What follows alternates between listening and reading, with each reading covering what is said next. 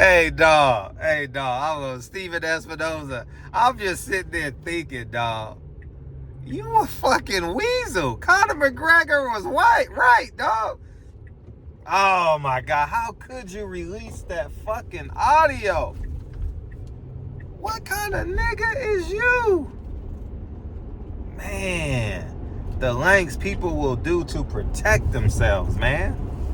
It's sad, man, and I tell all these fighters, man, I've been saying it from day one. Yeah, you can smile and have conversations with them, but always know you are your own entity. You are your own LLC. And the reason why they have jobs is because of your talent, your skill set. Steven Espinoza has no talent. His job is to push a contract in front of you and say, sign here. That's or find talent, but he has no true talent. You understand what I'm saying? And it's just sad, man, that these men in suits, man, and now the man of the hour is Steven Espinoza and Al Heyman. They have done a doozy. And I'm gonna tell all you Negroes something. You guys was smiling and happy when Oscar De La Hoya was on the Summer Jam screen. You guys was laughing and hollering when I had Bob Arum on the Summer Jam screen. You was laughing and hollering when I took money off my dinner table and went to Eddie Hearn and called out Eddie Hearn. Oh, you love that. But now that it's Steven Espinoza and Al Heyman, I understand the emotional attachment, because I can agree with the emotional attachment that you have with the fighters and the blind faith that we put in Al Heyman to do right. And Steven Espinoza, I believe, is Mexican, last name Espinoza, maybe from Spain, I don't know. But I understand the blind faith as minorities that we put in these men, because I fell victim to it with Al Heyman. But the moment you start looking at the real numbers and what's actually happening, these motherfuckers ain't shit. Ain't shit. They're just like the names I just witnessed. Their job is to keep themselves in business and keep these incentives rolling and protect their last name. So I'm encouraging every fighter, you are an LLC. Protect your last name, because you can totally see these motherfuckers will do anything, any fucking thing to stay in power and wash their hands like, oh, it wasn't me. And they don't like the motherfucker like me who calls the shit out. See, these men in suits are so used to manipulating media with credentials, access, because they're not used to a man that's willing to pay his $150 ticket. He's willing to say, I don't need that free ham sandwich in the back, or that hot dog, or that hamburger. I can, for me, shit, I'm eating a filet mignon Friday night when I cover fights. Excuse me, it's a ribeye. I like bone-in ribeye. I'm eating that. You know what I mean? And they're not used to this. They're not used to me being the Kanye West of boxing. They're not used to it. They're used to turning Kanye West into Nat Turner. Oh, we gonna make an example out of you, nigga. When we catch you, you're either gonna succumb or we're gonna whip you to death. They're not afraid. They're not afraid. They're afraid of a man like me who will tell the truth and stand on truth. I gave up over $100,000 a year covering boxing for the truth. I presented Al Heyman with what's going on in his program, and I still have those audios. Damn, I still have those audios of Kelly Swanson talking to me. And I presented that to Al Heyman. You know what Al Heyman did? No, she didn't say that. You gotta go. Because if I can get you out, we can be status quo, politics as usual. If they didn't have those job titles, Steven Espinoza would respect me.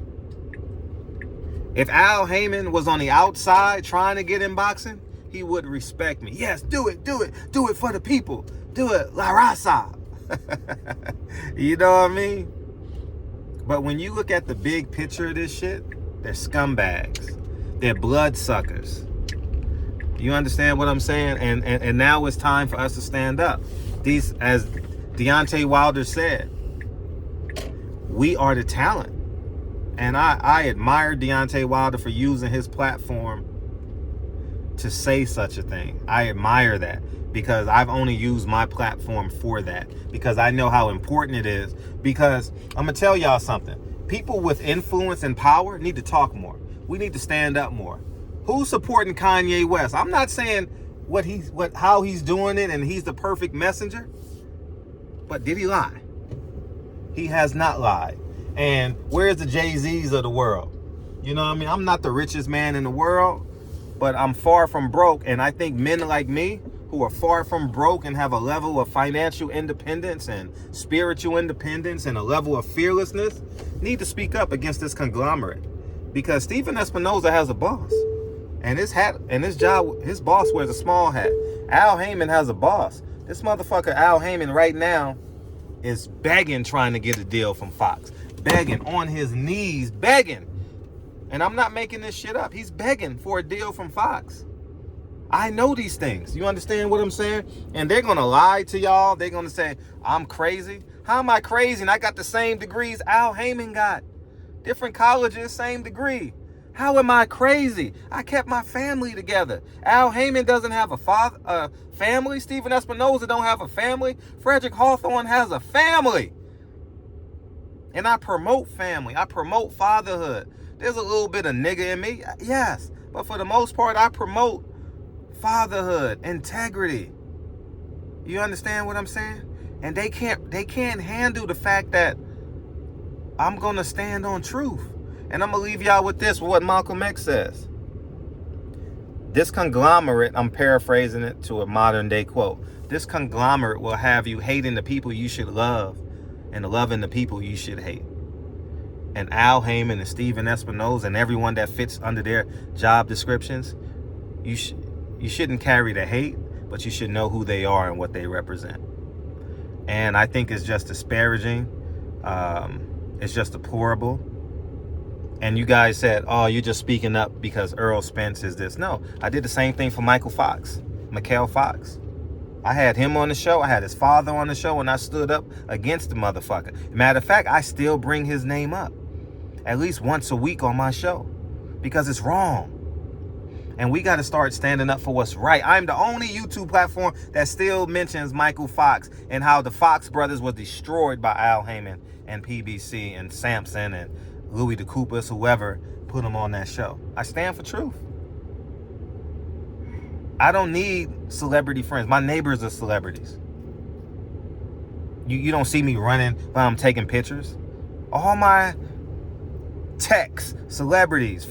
In my old neighborhood, Debbie Allen, Michael Cooper, Byron Scott. The list goes on and on and on and on and on. Mario Van Peebles. You know, these are people that I shop with every day in the grocery store. You've never seen me say, hey, can I get a picture? No, that's what they want you to fall in love with. The celebrity part of it. They want you to lose your integrity to be a celebrity. Bars. They want you to lose your integrity to the desire to become a celebrity. And I chose not to. Go through my Instagram feed.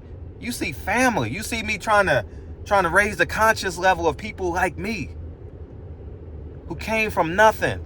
And now we have something. I kept my family together through this shit. I'm going to repeat that again. I kept my family. I was wrong half my life, and I still kept my family together. And I am a living witness that you can be successful and keep your family together.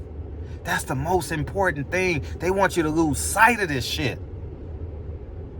Motherfuckers like Al Heyman and Stephen Espinoza, they'll smooth talk your ass and rob you. What Michael Jackson say? They smooth criminals, man. How come all our elites they call different and crazy die before? Because it's intentional. It's intentional. Malcolm X, Marvin Gaye, these men with perfect forms of art that use their art to speak up. Prince, Michael Jackson, you know, the list goes on and on. Fred Hampton, Huey P. Newton. They drugged that man to death, man. They made Angela Davis move. Be on the run. Don't fall for this, man. Don't fall for the traps, man. Protect your last name. Protect your family. I'm telling you. Because once you fall in love with being a celebrity, they got you. What Jay-Z say? It's the most addictive drug in the world. Flashing lights, camera. That song with Beyonce on one of his last earlier albums.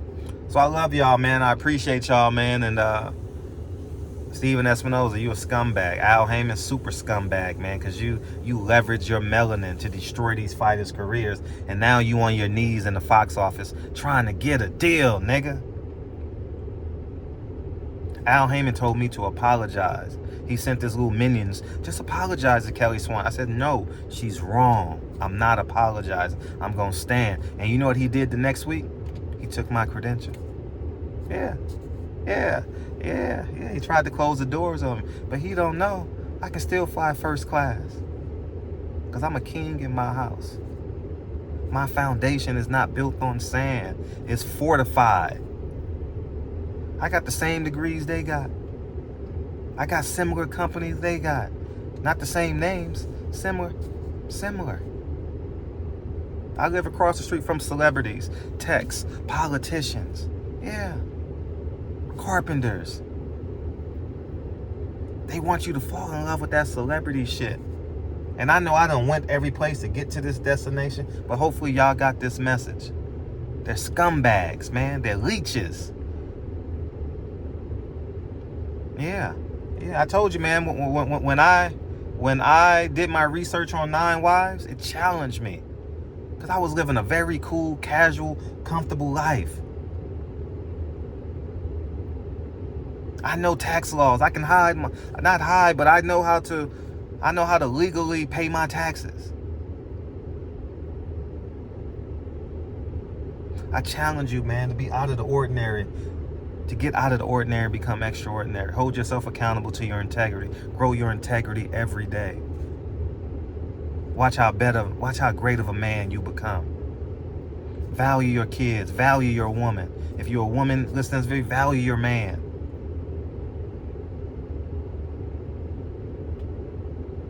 Barbershop conversations. You're a scumbag, Steven. Al Heyman, you a scumbag. You on the Summer Jam screen. And guess what? This little YouTuber is changing boxing. I am the journalist of the year. I don't need to go in your Hall of Fame. You know what the fighter's gonna do in the next 10 years? Hey, Fred, come work with me and be the spokesperson on my promotional company. Watch. I'll gladly do it. Because we gonna change the sport of boxing, man. And if BLK Prime fuck up, they gonna be on my Summer Jam screen. But to all the Kanyes in the world, all the Malcolm X's in the world, they want to hang you from that oak tree and treat you like Nat Turner and put all the slaves right in front of you, whether it's through social media, whether it's through canceling. They want to put you on that Summer Jam screen and whip you till you submit. Whoop your ass till you submit and say, I'm sorry.